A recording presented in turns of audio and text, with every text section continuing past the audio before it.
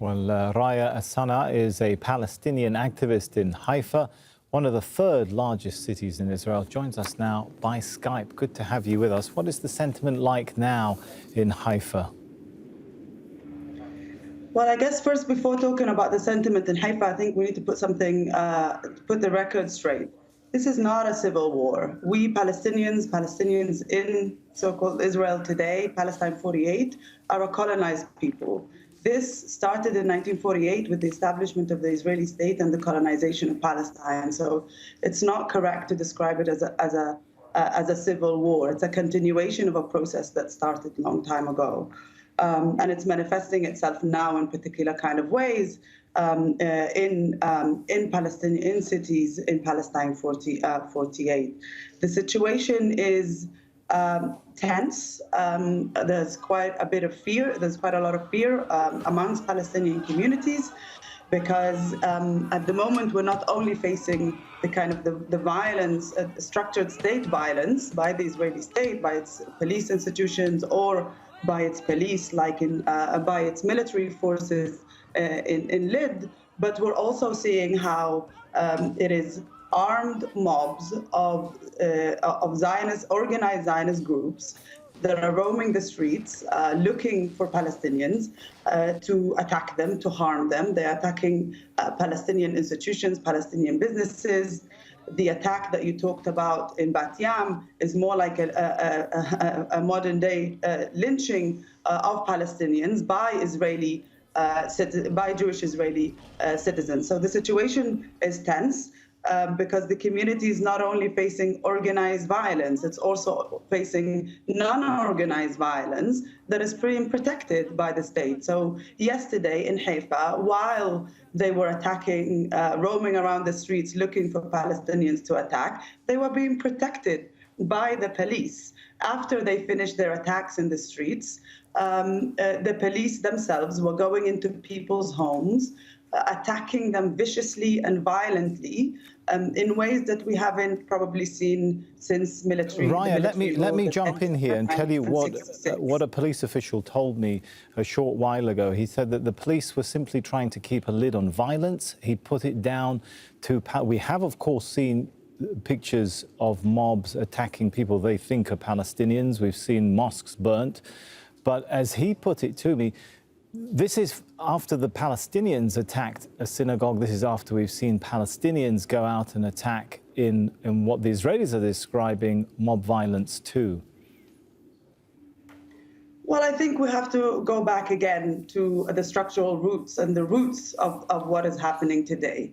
It is wrong to look at what is happening today only through the lens of the past few days.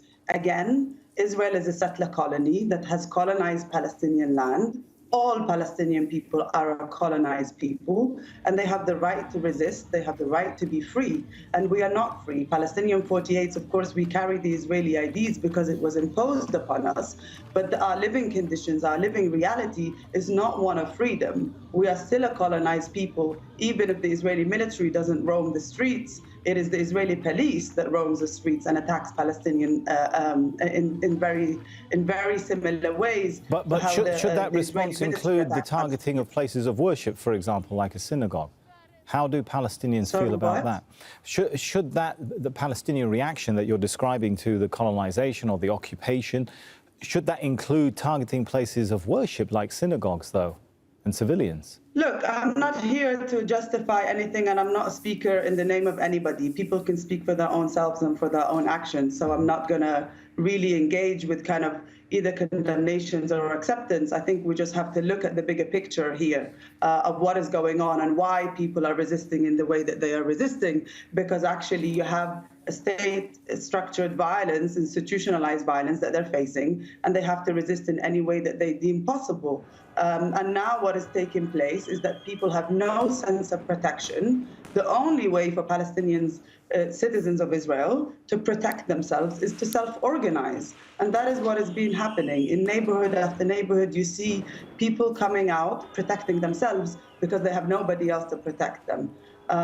This is what was happening yesterday in Wadi Nisnas and Haifa. This is what was happening in the neighborhood of Halisa and Abbas It is Palestinians who had to come out, predominantly Palestinian youth, who had to come out in defense of themselves because there was nobody else that was going to defend them. This was very similar during the demonstrations that we saw in the past few days when demonstrators were attacked by the police in excessive form of violence. There was no medical care delivered to protesters. It is we that had to self-organize and deliver medical care for everybody that was injured during those protesters, other than the critically injured people who were sent to hospital. Ambulances were coming hours in delay.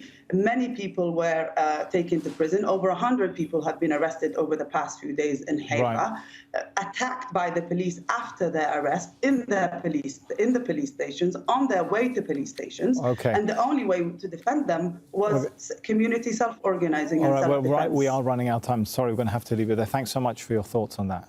Thank you. And Yonah Jeremy Bob is an intelligence analyst. He joins us from Modi'in by Skype. Good to have you with us. So we've seen a number of dynamics that kind of look different this time round in this cycle of conflict. Let's start with the Palestinian rocket attacks. Are they proving more disruptive, more deadly than in the past? Yes, they are. Hamas has figured out how to fire long-range rockets at Tel Aviv and at central Israel, up to 100 or 130 rockets in a matter of minutes. And while the Iron Dome, the missile defense to stop these rockets, is still shooting most of them down, more of them have gotten through now than in 2014 or 2012. And that's why you've seen more Israeli civilians have been killed by these rockets than in the past. So this is a problem that Israel has to take into account as it decides, what is it going to do here? What balance of military and diplomatic means is it going to do to try to restore deterrence and try to restore the understandings that existed, a week or so ago? How much of this was a surprise, do you think, for the Israeli, well, at least the Israeli policymakers, if not the military and intelligence?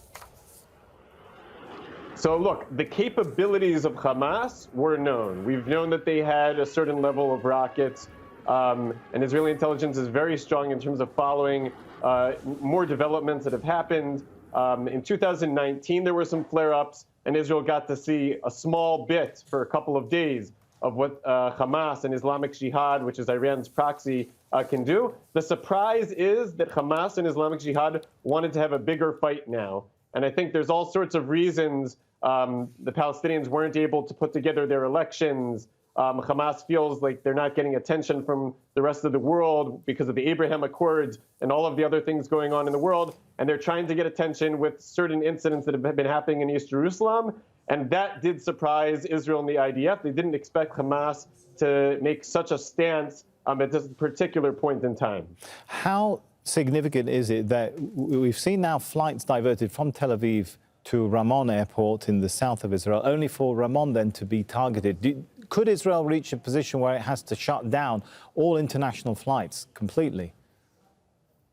Well, it's very interesting. In 2014, there were 40 hours where flights were shut down.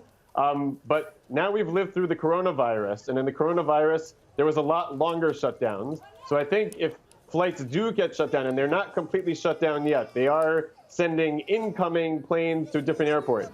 But even if there's a shutdown for a couple of days, it'll be a lot less than what has been during the coronavirus. And you'll see that if this lasts more than a couple of days, then there could be a ground invasion. Once the IDF does a ground invasion, it will significantly impact Hamas and Islamic Jihad's capabilities to continue their long-range rocket fire. Now, are these Israeli policymakers having to make different calculations, perhaps different intelligence calculations as well, because of the communal violence, the level of communal violence, which we haven't always seen in previous rounds of confrontations?